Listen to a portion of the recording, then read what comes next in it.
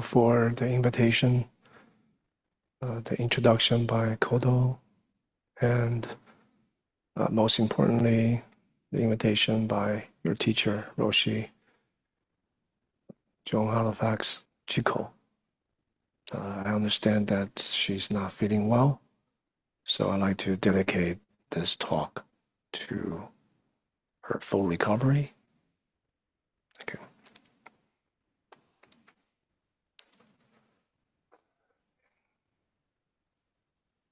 I don't have any fixed things to say. I know there's a topic, something like silent rumination and the practice of wonderment. But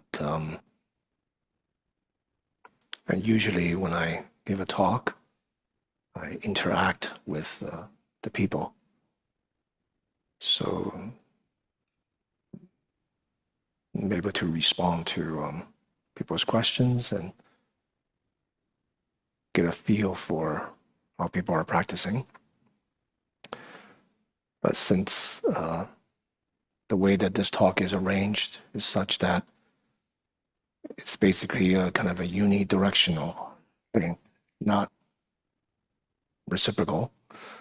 So I'm just going to shoot some darts at you guys and see where it lands. It could be completely way off. Prior to this session, I asked Kodo what most people practice in your Sangha. I had thought that in the Maizumi Roshi line, people would practice both Shikantaza and Koan. Maizumi has formulated an abbreviated kind of Koan curriculum that he himself went through and studied. And I learned that most of you work with the breath and silent rumination, or the Japanese would say it, mokusho zen, or how Dogen expressed it as shikantaza. So I know I'm not supposed to be interactive, but I'm going to ask you to give a show of hands.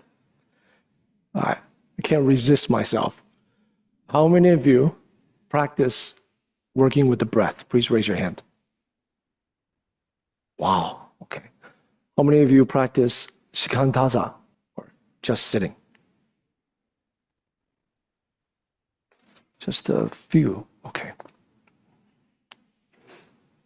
Can you raise it again? Let me see, the screen kept on changing. Shikantaza, okay. All right.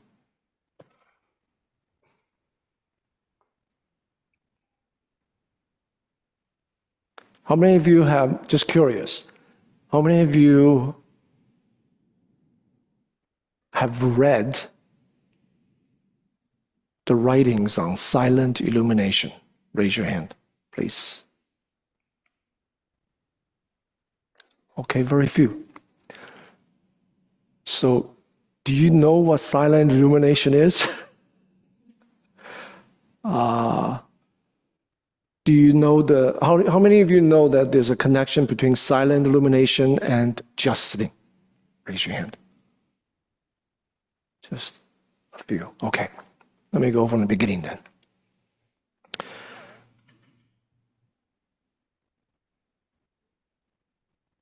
So I'm going to presume that you all know that shikantaza, which often translated as just sitting, comes from, this phrase comes from the founder of the Japanese Soto Zen, Dogen. And this term that he raised, just sitting, cannot be taken at face value, because all teachings, Buddhist teachings, are responsive to the people and the times. They don't exist in a vacuum. And Dogen, Zen Master Dogen, being himself a renegade Tendai monk, his training for decades had been in the Tendai tradition until he left.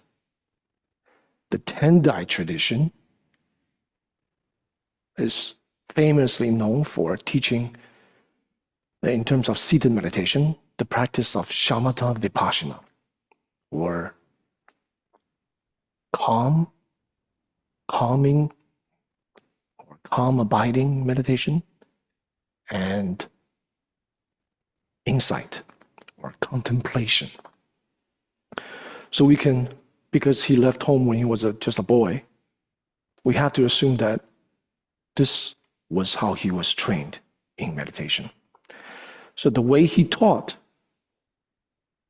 shikantaza, or just sitting, we can understand it as a reaction against the Tendai teachings of shamatha vipassana, calming and contemplation practice. Now, the Tendai tradition comes from Tiantai tradition in China, one of the earliest medieval tradition that formulated and established the whole foundation of Chinese Buddhist doctrine and stages of practices. Very complicated, very structured, that became the foundation of all subsequent schools of not only Chinese, but East Asian Buddhism. So China, Korea, and Japan. So it's a very important school.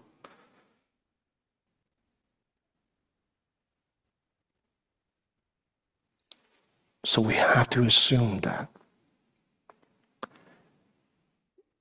Dogen's formulation of sitting was a reaction against this very structured, systematic, you could say, hierarchical, stratified practice of calming and contemplation. So that would be the larger kind of historical background. Where did he get this idea of this just sitting practice? In other words, a practice that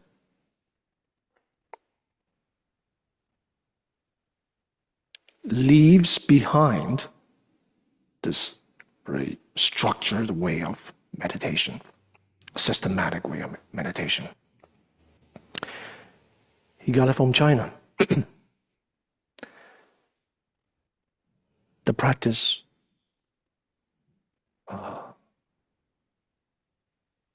two generations earlier than him, there was a master called Hongzhi, Chan master Hongzhi Zhenjue.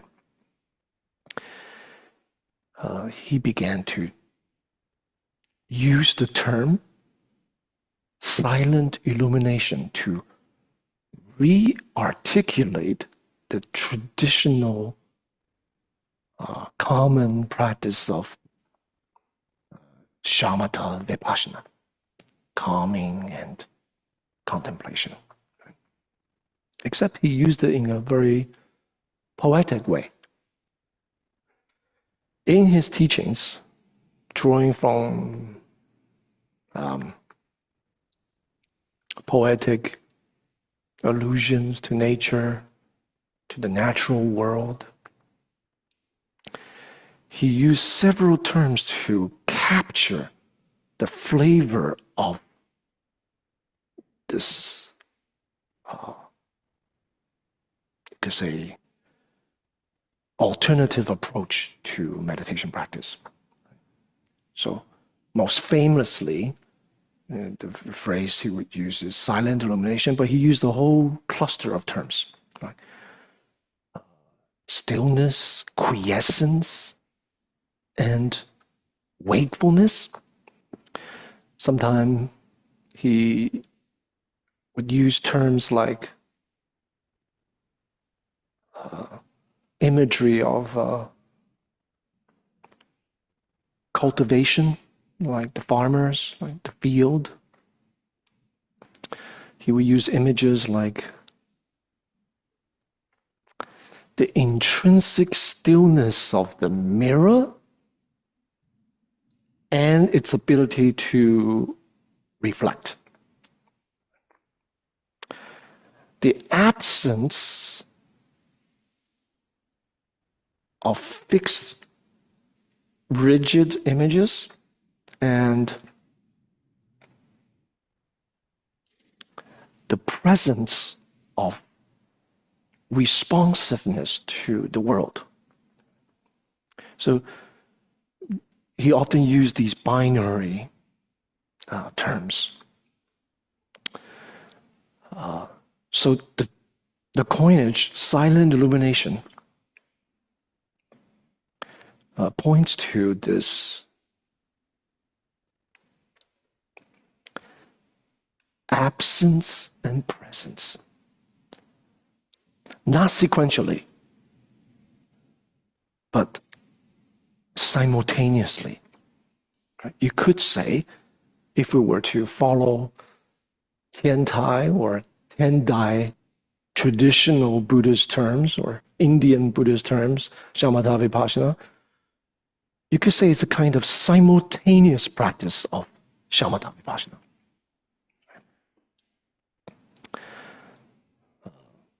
But poetically expressed.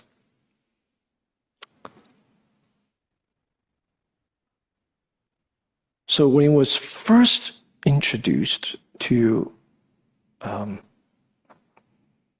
this practice, the traditional Japanese word for this, silent illumination, Chinese is mo zhao. The Japanese pronunciation is mokusho zen. Mokusho, mokusho, mo zhao.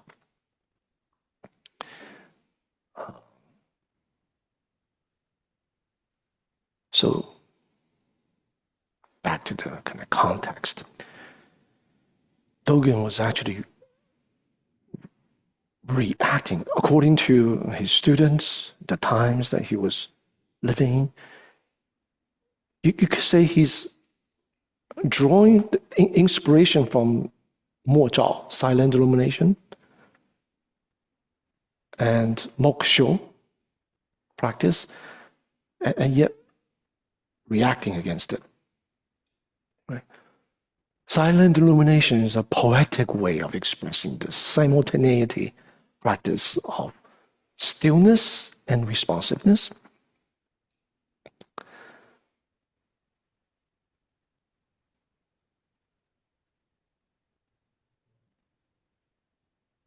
The way I see it, coming from the Chan tradition, the way Dogen expresses this practice, it's almost as if he's being descriptive, very down to earth. What is a person actually doing without the poetry,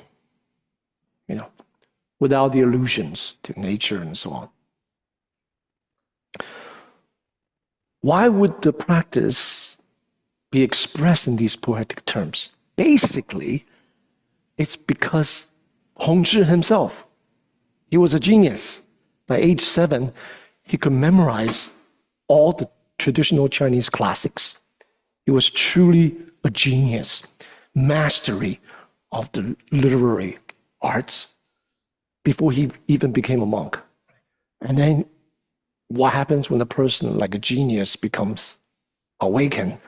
then all these flowerings of descriptions and terms just kind of unfold, right? So that is what Hongzhi is about. Dogen phrased it it's almost like at the working end of practice. Forget about the poetry. At the working end of practice, what is one actually doing? Very descriptively. So, very simply put, in an unmediated way, bypassing all the descriptive, flowery language, he calls it just sitting. Does that make sense? So you see kind of two different styles of expressing the Dharma. Now, coming to my teacher and myself. The teachings is not fixed. The teaching always responds to people practicing, and then the Dharma unfolds. Right? So when my teacher came to the United States in the late 70s, mid to late 70s, the way he started to teach silent illumination was very different than how he taught it in the 90s, in the 2000s. Okay. When he first taught it, he says, this is a form of formless practice in which you're not allowed to use your eyes, ear, nose, tongue, body, mind, discursive mind. So not allowing your mind to abide, rest, stagnate anywhere. And then he quickly discovered that none of his students can do that.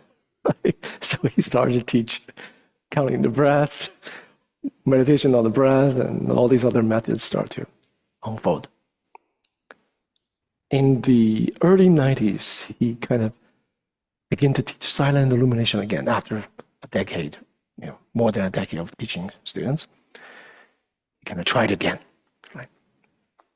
This time he says, when you sit, you have to be aware of yourself sitting, the totality sitting. And you have to relax the body.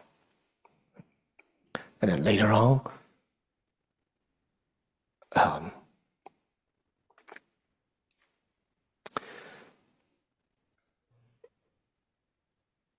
that teaching became more kind of stratified.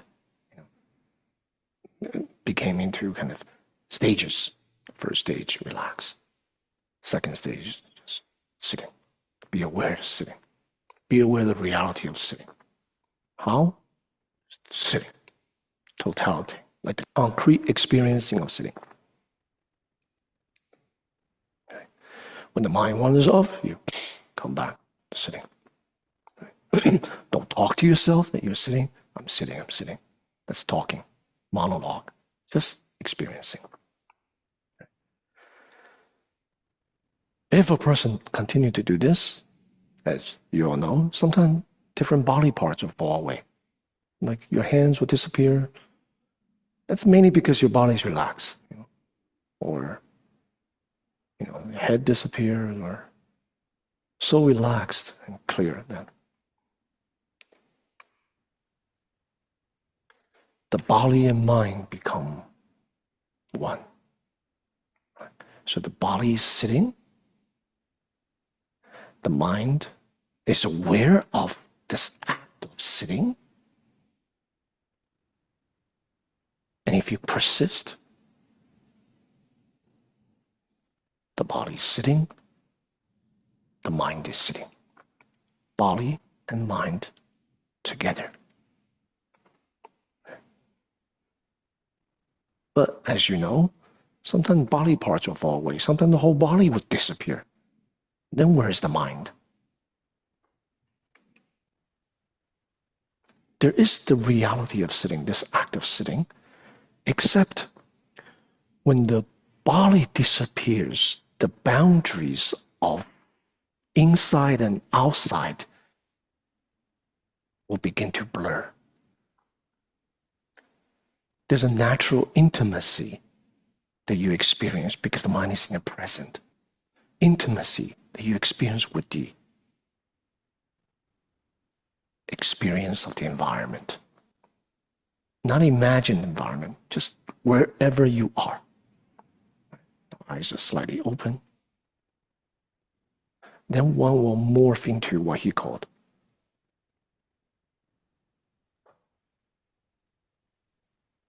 the environment and you sitting.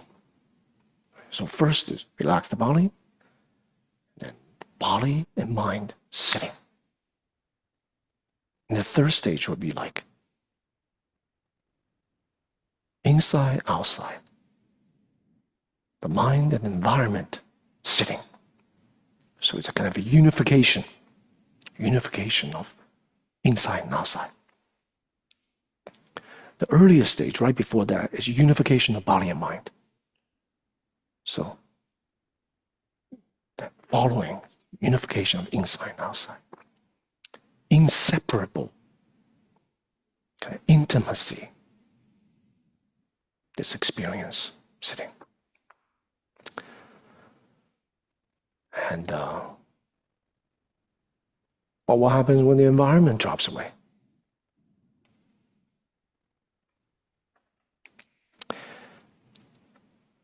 Two possibilities.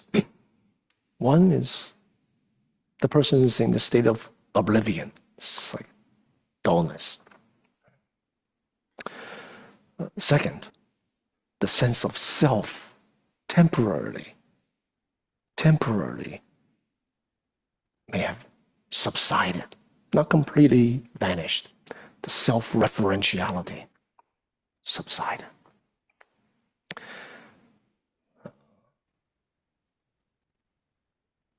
So that's a kind of the body disappear, of course, the environment disappear. What remains? Well, the mind. So the mind, the previous moment and the subsequent moment, unification. So it's a deeper state of unification. Is the self-referentiality still there? Yes. But it's so minimal, as if the self is not there. So, past and future unified. So that would be like the fourth stage. Fifth stage would be, because what's left is the present, right? Just on the method. The mind, in and of itself, abides in this clarity, which is the natural quality of the mind. Then this last trace, the most vulnerable state of self-referentiality, can possibly drop away. So that would be awakening. So he used to teach it. By the late 90s, he already formulated this stratified stages.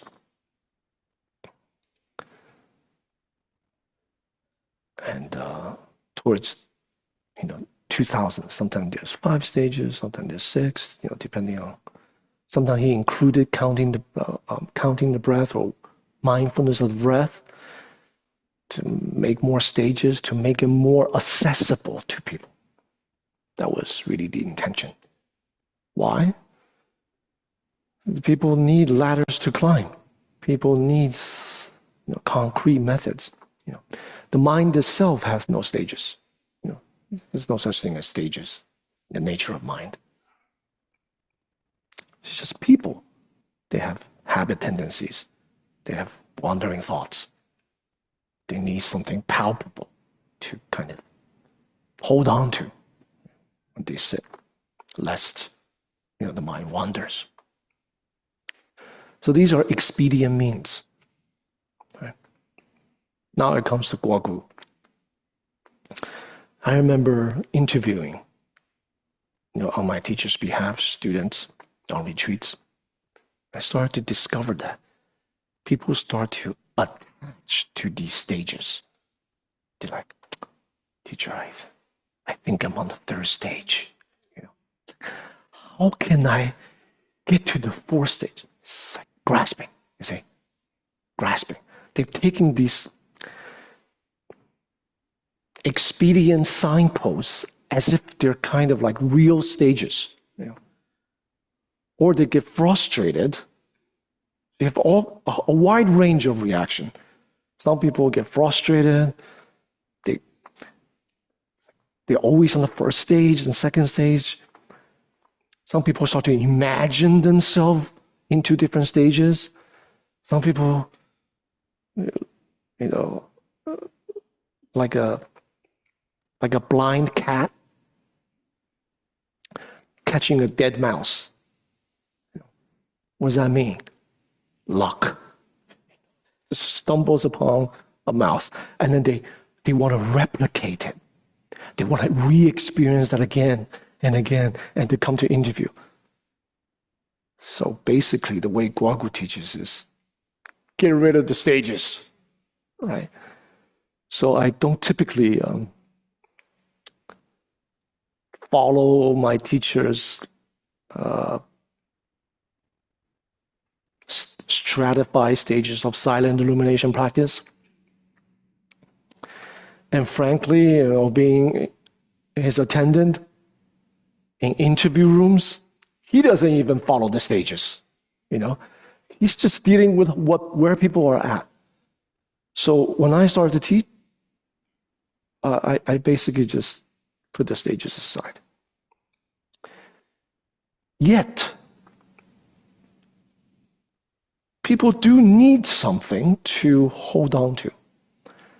You can't hold the bar so high like how he taught in the 70s. Don't use your eye, ear, nose, tongue, body, mind. Sit. Don't abide anywhere. You can't do that. So I found the middle ground. So in recent years, the way I teach silent illumination, paying attention to how Hongzhi actually described this state in response to my students and the general state of the affair. Modern time. The age of dystopia, information, and discursive.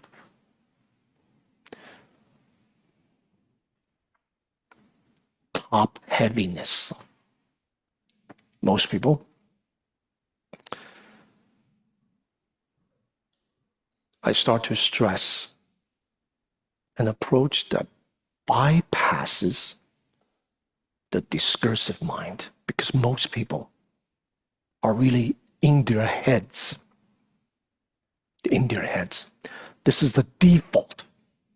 They solve problems this way. They think through it. They relate to other people this way. They plan everything this way. And most people, their minds are racing.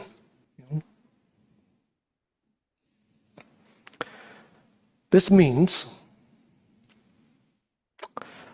out of all the traditional Buddhist ways of being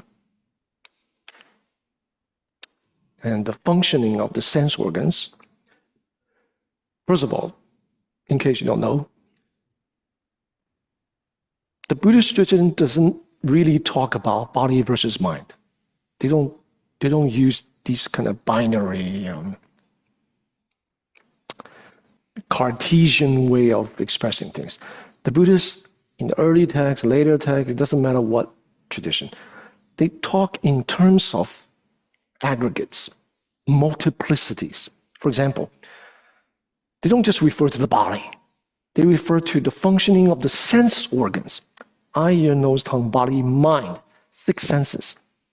6 sense organs contacting 6 sense objects, thereby giving rise to 6 corresponding cognitive moments. Right?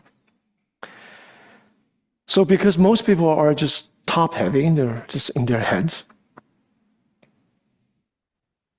In other words, the sense organ of the body, the mind, the discursive mind, hijacks the previous 5 sense organs pretty much all the time. That means people are continually talking to themselves, monologue, thinking, and they get a name and word, language for everything that they see, hear, touch, feel. They got a word for everything. And the nature of words and language is such that it discriminates, bifurcates, compartmentalizes, reifies, solidifies with a label, with a category, with a name. That's just the nature of language. Useful for us to navigate to daily life, but most people are being used by them. They can't distinguish their own rumination and feelings and thoughts about an object from the actual object themselves. Most people can't distinguish that. It's just my idea of what this is. Because the discursive thinking mind hijacks everything. This is all that they've ever known. So the way I tend to teach is, first we have to disentangle this overlay of discursive rumination, ideas, words, and language onto all of our experiences, of all the senses. And I teach that by training people to be in tune with their bodies. So most of the time, they are embodied. That is, they come to know themselves and they come to know the world, others, through their body. Right? Not through their ideas. So I tend to teach silent illumination by disentangling the overlays of ideas with how they think, how they want things to happen, their own notions and ruminations from the actual experience. And I also draw from the inspiration from Hongzhi, the way he describes silent illumination, the actual practice of it. He calls it embodied investigation. Most of you wouldn't know this, but the Chinese term for experience constitutes 2 characters, and same thing with Korean and Japanese in the ancient time. The Chinese is 体验, Japanese 体験. The first character, 体, is actually body. Did you all know that? Raise your hand if some of you know that. Okay. So there's a very completely different way of this whole other civilization in East Asia. Completely different way of understanding, appreciating experience.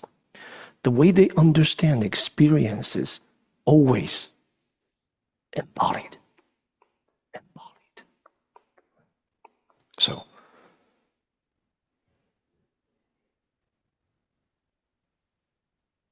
in in order to help people to be more in tune with their body, instead of always being top-heavy, I train people to ground themselves to be in the body.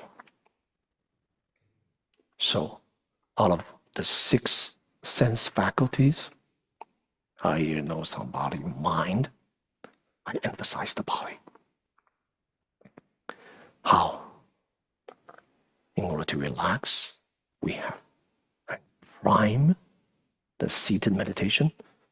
We have to do progressive relaxation. And this is totally different than scanning, body scan, that,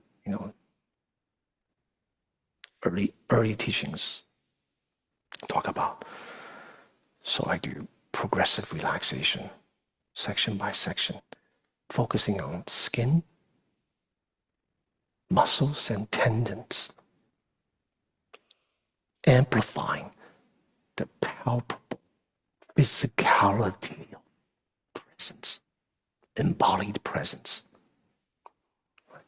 So once a person can go through this, throughout the whole body, relaxing, and at the same time being completely in tune with the physicality of the body, then they will experience the sense of bodily weight from being top-heavy, start to be kind of grounded, rooted to earth, palpable, until the upper body, light as a feather, light as a feather. And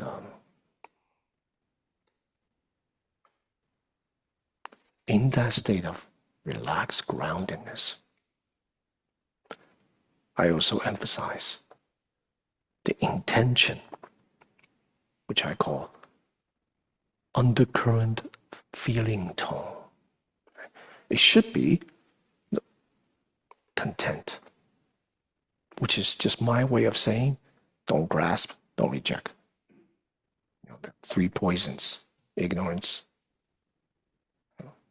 grasping, craving, aversion, hatred. We don't practice based on the 3 poisons. So put it in a positive way, it just means content. So relax, ground, content. And then, to use Dogen's term, just sitting. How do we know we're sitting? So here I've provided some entry point as an expedient means. Like, for example, all of you are sitting. How do you know you're sitting? Posturing, right? So there's an embodied physicality of the posturing, relaxed and grounded posturing. There's also a sense of weight, isn't there? Groundedness, the base of your posture, touching the earth, grounded into earth. So, embodied experiencing of posturing.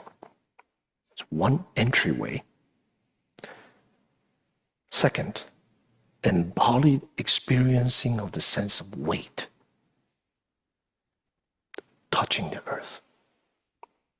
Right? Third, how else would you know that you're sitting? If you're quiet enough, clear enough,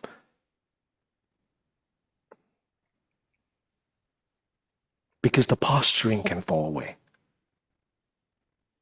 leaving you with just a sense of groundedness. And what emerges from there? Motionlessness, stillness. So wakefully, with great interest, wakefully embody experiencing the physicality of motionlessness. So I tend to teach in this way as entry point. And there's a whole array of possibilities, what might happen. The way I see it, my teacher's way of kind of stages, unification of body and mind, unification of inside, outside, unification of previous thought, subsequent thought. These are kind of altered states of consciousness. The oneness experience or samadhi states, they're not wisdom. Samadhi states are kind of altered states of consciousness.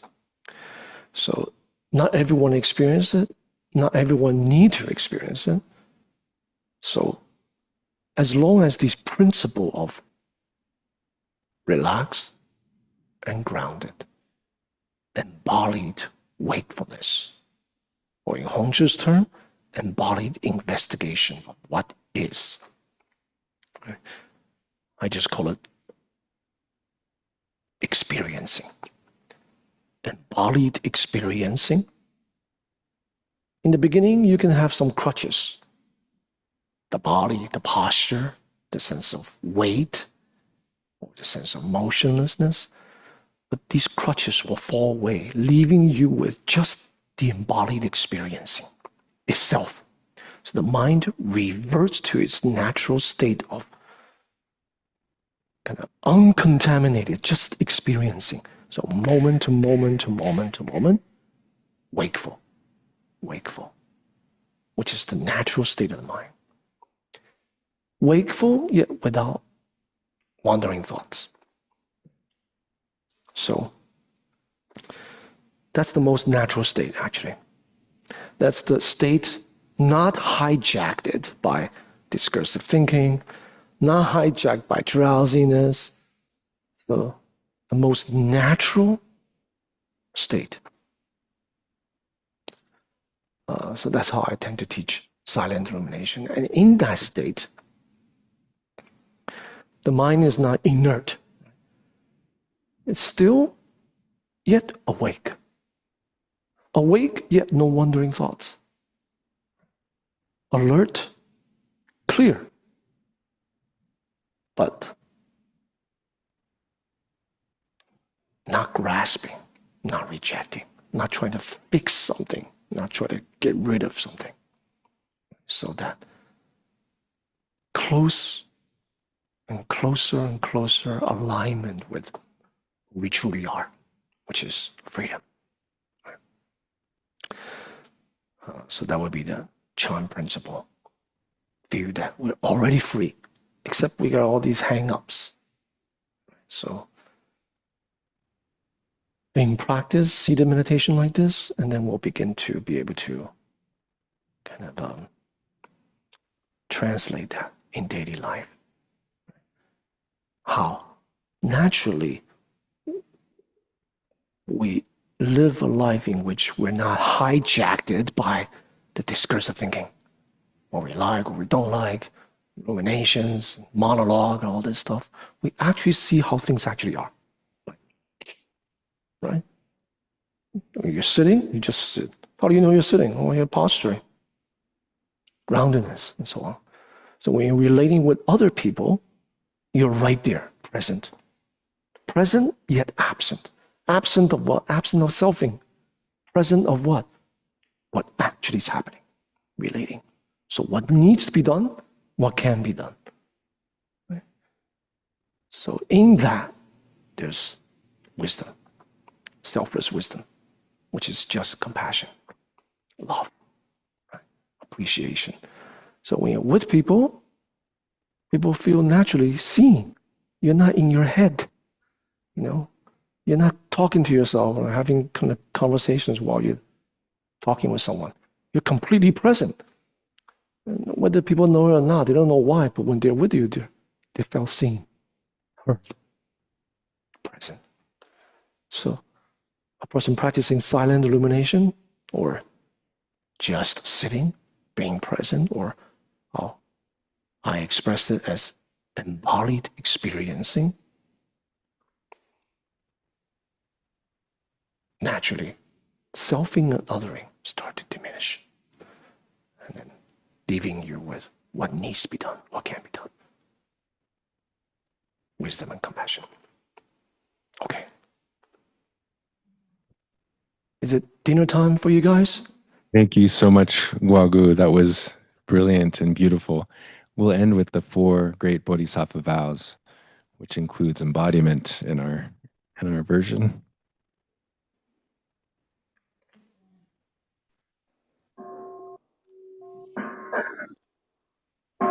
Creations are numberless, I vow to free them. Delusions are inexhaustible, I vow to transform them. Reality is boundless, I vow to perceive it. The awakened way is unsurpassable.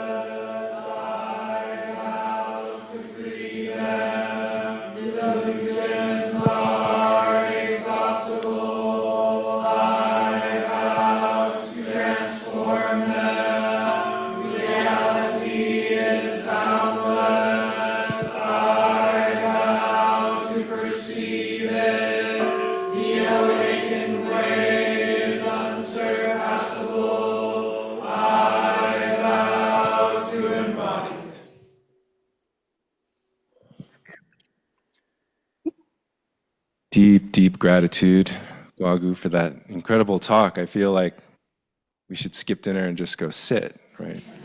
I feel inspired anyway. Everything you said felt very much aligned with what we do here and with Zen in general, which I guess makes sense since we're in the same lineage ultimately. I'm really excited that you're giving another talk with us in 3 weeks, August 27th. So part 2. And we could definitely do more interactivity, Guo Gu, if you'd like that. We can pass around the mic and have some. So this was a fantastic introduction, and I look forward to hearing more. So thank you so very much. For those of you online and here in person, yes, please. Okay, I wanted to say that the next talk, I want to dive more deeply into embodied experiencing, and I would like to do a little guided practice because all talk and without practice is kind of lopsided. I want to do a little guided how to practice that, and in that, I want to tease out this quality of wonderment in the embodied experiencing. Wonderment is something that connects the silent illumination approach to practice in Chan and also the Huatou or Koan practice. The key to unify the two is actually the practice of wonderment. So there's also wonderment in silent illumination, and I look forward to sharing with all of you.